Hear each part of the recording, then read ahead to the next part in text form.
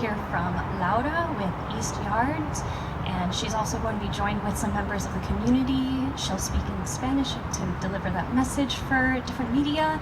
Then we'll have FOLAR, Friends of the LA River, and finally we'll wrap it up with Bruce from LA Waterkeeper again to just close us out. So after that, we'll have some availability for one-on-ones and direct all members of the media to just hold for that. And yeah, thanks so much for coming. I'm gonna pass it off to Jessa.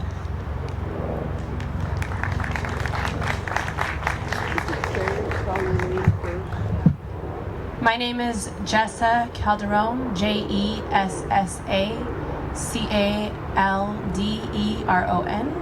Me'iha wenihinkam Natwanya ne, Jessa Calderon. We are standing here before the Los Angeles River in Los Angeles County, and we are acknowledging that this river has been used for thousands upon thousands of years by the Tongva Nation, and we are currently today standing here before you on Tongva lands. Aweshkoneha.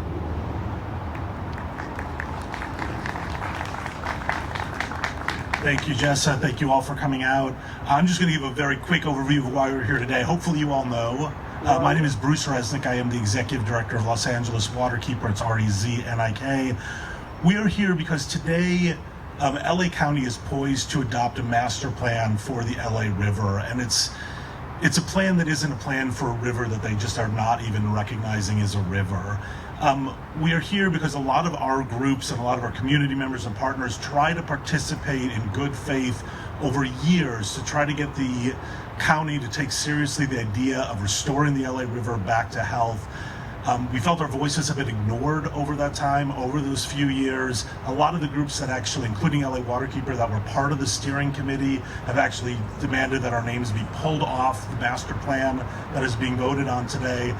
And frankly, because we feel we have not been listened to, we didn't feel any need to show up to the county board. We would rather be here today with the community at the LA River, expressing our concerns about the LA River master plan that's poised to be adopted, and what we see as the future for an LA River that is both healthier and more resilient for the river itself and for the communities adjacent.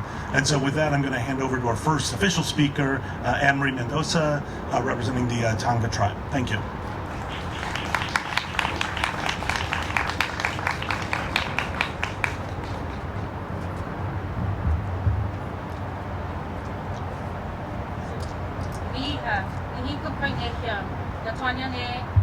Anne Marie Mendoza.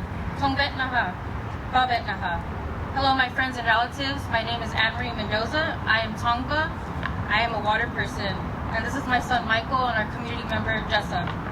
As a Tongva community member and former Indigenous Water Program Director for Sacred Places Institute, I am here to speak about my 2-year experience as an Indigenous water planner navigating the LA River Master Plan and trying to convince county officials and stakeholders alike that Native tribes and Indigenous groups have historical and ecological knowledge that is essential to addressing the social and environmental justice issues that the LA River Master Plan supposedly wanted to address. Thus far, the county boasts that the planning effort has involved dozens of community meetings, thousands of community members, and a diverse steering committee to help ensure the plan reflects the diverse interests along the river. Yet a diversity of Indigenous voices has been excluded throughout the planning process, resulting in few visible fingerprints in the plan draft and the language. For the Tongva community, the LA River Master Plan offers great insight into the current colonial moment. And in this moment, our participation is much like our beloved relative, the Los Angeles River. It is channelized, it is controlled, and it is manipulated to concede to the will of a planning process that is ultimately intimidated by the power of Indigenous people. Our power stems from our values and our will to prioritize the health and well-being of water for itself. Our way of viewing water as a living entity is a threat to the resource and development-driven logic that ultimately defines the LA River Master Plan. Tribal participation over 2 years can be summed up in one tokenizing and extractive event held at the Autry Museum, June 1st, 2019. And I don't use those words tokenizing and extractive lightly. No other community groups besides us local Native people had their one community engagement be as a performance panel set up for the rest of everyone else to enjoy. Other community groups, like the ones you will hear from today, actually had community meetings, listening sessions, where planning consultants organized dialogue, report backs on the state of the plan. We did not get that same respect. And I know this because our allies invited me to their meetings, so our meetings were not the same. The Audrey did produce one good thing though. After the event, we went into a room as a community and we decided that we wanted representation. We exercised our sovereignty as a community and we voted on to have a person represent our interest in the LA River Master Plan. I was chosen for that responsibility, and I could honestly say that was one of the most exciting days in my adult life, because not only were my elders and my community members entrusting me with that responsibility, I felt that we had an actual chance to have some of our values trickle into this plan. We wrote a letter to the county, and in the spirit of reciprocity, because we had just shared our knowledge, we thought the county owed us some representation. Well, we did receive a response back from the Director of Public Works on October 7th, and I'll read a little portion of you of what that letter said. Quote, with the plan development being more than 2/3 complete, the LA River Master Plan Steering Committee has one remaining meeting left in December this year. At this time, the county does not intend to appoint any additional members to the LA River Master Plan Steering Committee, but foresees many future opportunities for all Native American communities to participate in discussions on planning and implementation of the efforts to achieve specific goals related to indigenous peoples, art, history, and culture, end quote. This statement is problematic in so many ways, but I'll point out the two that really are glaring at me. The first is that Native communities were an afterthought and reached out to two-thirds of the way of the actual plan. We should have been involved in the very beginning steps of this plan. We are Native nations that are promised and guaranteed government-to-government consultation, and that did not happen not one time. The second being is that, again, our input is channelized to only being a part of the specific goal of art, history, and culture. Well, I'm here today to tell you that that is not good enough for us. That is not good enough for the river. We recognize our Paime Pahite, our Los Angeles River, as a living relative, and it thus should be respected and planned for accordingly.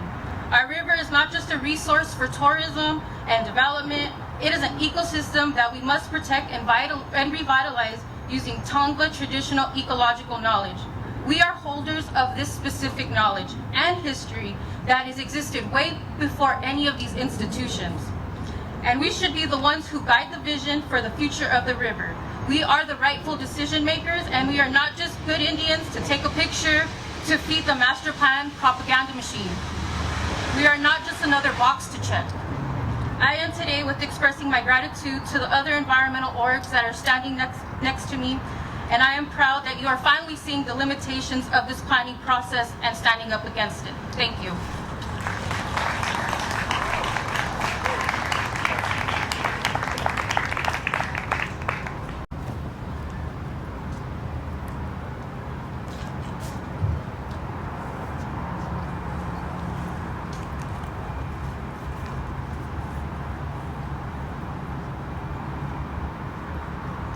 Good afternoon, buenas tardes.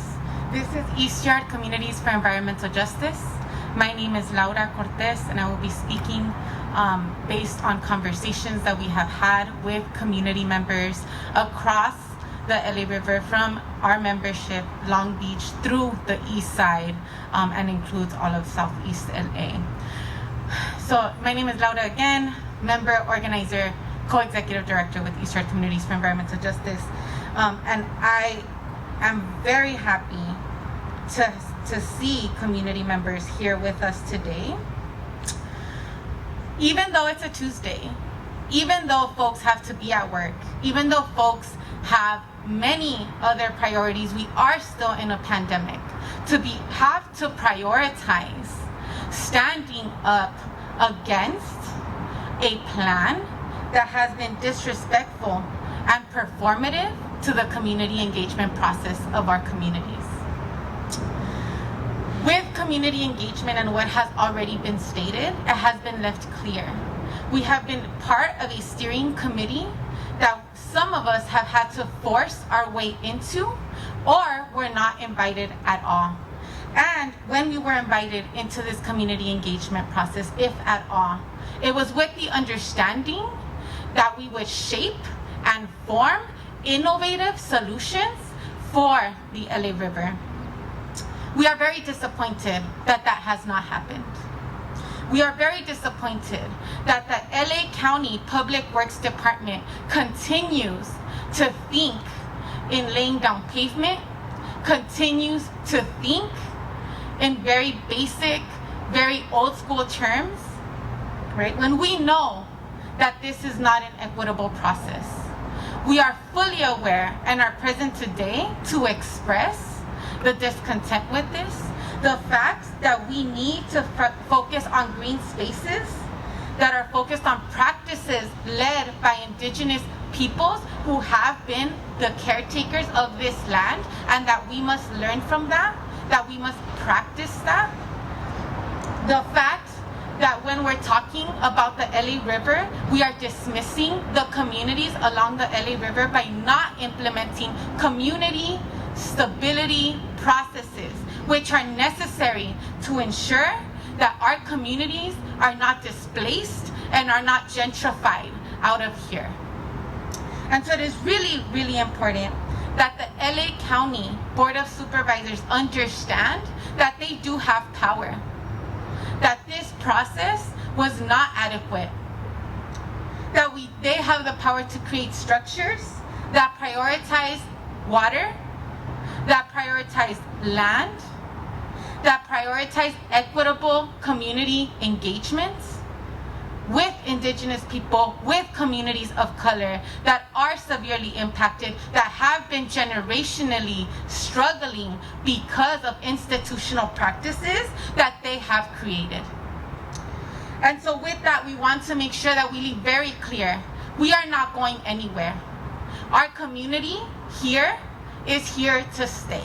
We hope that we can engage in a good way.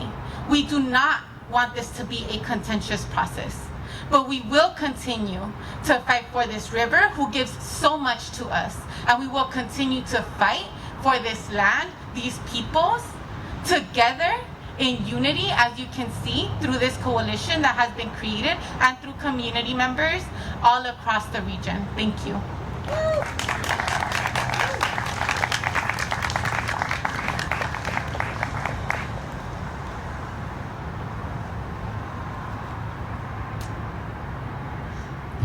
Good afternoon.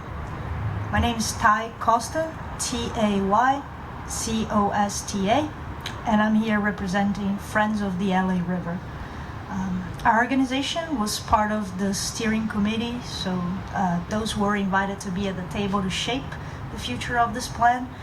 And we are also asking the county to remove our names from the plan, mostly because it does not do anything for our community, climate resilience, and ecology the way that we hoped that we would, the way that we asked the county to do. Essentially, the county is proposing to spend massive amounts of taxpayer money putting concrete tunnels, channels to divert water from faraway places into the river, keep the river as a concrete pathway to wash the water away into the ocean. Now, I don't need to tell you, this is California and we have drought problems. So why would we spend billions, $20 billion taxpayer money to divert water into the ocean? There are much better solutions out there, solutions that are supported by FEMA, by the U.S. Army Corps of Engineers. You could capture the stormwater, recycle and reuse it. Our region needs that. Not to mention, there was no consideration for land, consideration for nature-based solutions to restore the ecosystems in the river. There are ways you can control flood, which is the county's main point with this plan, and still restore ecology. We could restore natural wetlands, natural floodplains, and yet all of that they're providing us is more concrete, more of the same, which makes our local climate even worse. So we really feel that this plan is not at all what the community has asked for. It's not at all based in modern science. In fact, members of the steering committee are environmental scientists. They are urban planners. Our input was not just an opinion, it was informed by the most accurate, effective, and less costly way of restoring our lungs. This river are the lungs of Los Angeles. We need this to keep our climate resilient. So even though Fuller is today removing our names from the plan officially, we are not going to give up on the river. We're going to fight for it, and we're going to fight to make the communities around the river be able to enjoy this public space. Thank you very much.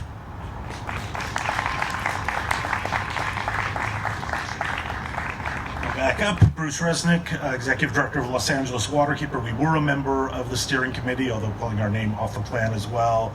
Our allies and community representatives have said everything, frankly, better than I can. I would just note a couple things. First of all, I don't want to be here. We try to always work collaboratively with our government agencies, with the county, and frankly, we've done that very effectively on things like the Safe Clean Water Program. We're here because we have not been listened to as a community, or we've been excluded from the process. We have tried for years to get a plan that is more representative of what the community wants, that focuses and prioritizes community and ecological health and resilience. This is a last resort for us. And the reason we feel so strongly about it is we are at a crossroads of the river. It always feels like that, but it feels like it more than ever with the reality of climate change and where we are at our point in history along the LA River. As has been pointed out, the indigenous peoples lived in harmony with this river for thousands of years. And it was only when we came and built too close to the river and had flooding and we channelized it, we created a scar across LA. Rivers connect communities. They're the lifeblood of communities, and we have created a concrete channel. And after all that we know today about what that does, the simple reality is when you look at a map of LA, we do not get to an equitable LA, we do not get to a resilient LA without restoring the LA River to health. And we need a plan that is going to take that into account, that is going to be led by the agencies that are going to take community input seriously, and not just, as has been said, checking off a box. We need a plan that is going to prioritize the community, health and resilience, and the health of the river. And we can do it. It's going to take a long time. It's a hard fight, but we're all in that fight. We're all willing to do it. That's why you see dozens of people out here still in the pandemic on a work day to talk about that. Unfortunately, this plan just falls short. And so I'm just going to read one quick quote from an article. I always have articles about the LA River. I won't do the whole thing, but pulling up the concrete of the LA River would feel like atoning for the sins of the city's past, a restoration of the place to its origins, of Angelinos to their senses. That's the kind of thinking that we need, not doubling down on the mistakes of past, more concrete, burying the LA River for another century, and further disconnecting our indigenous representatives, our indigenous communities, and our communities along the LA River from what should be the lifeblood. So thank you very much for coming out. We can take any questions if you want, or just go to one-on-one interviews.